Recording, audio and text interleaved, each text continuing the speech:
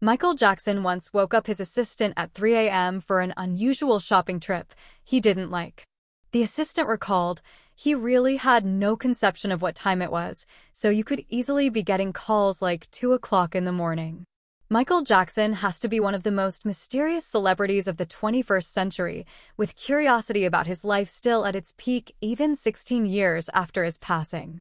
Known for his unique dance style and dynamic voice, Jackson often made headlines for his bizarre antics, such as covering his children's faces and wearing tapes in public. But the king of pop even had more weird late-night habits, where he once called his assistant at 3 in the morning and asked for a very unusual thing, in an interview with The Sun.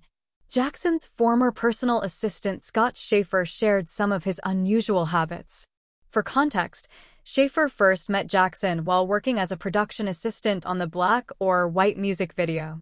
The two soon became friends, and Jackson later hired him as a personal assistant, where he worked for 7 years.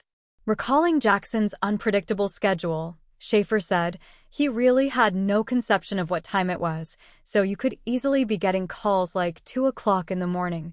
He also shared an amusing memory from their time in Australia, saying, "One funny time was when we were in Australia, and he called me at 3 a.m. and told me he was engaged to Debbie Rowe and how I should go open up a jewelry store and get an engagement ring for him to give to her." However, refusing Jackson wasn't easy.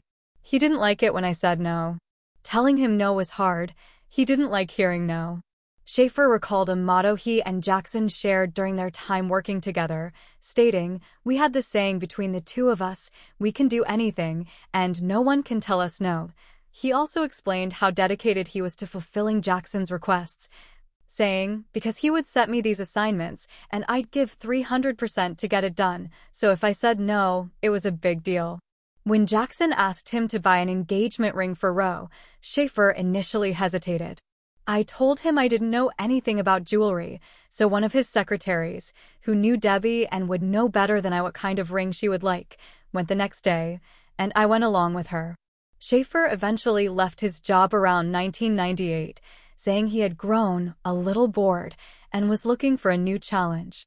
However, he remained in touch with Jackson over the years and also attended his funeral in 2009. Subscribe for more untold celebrity stories.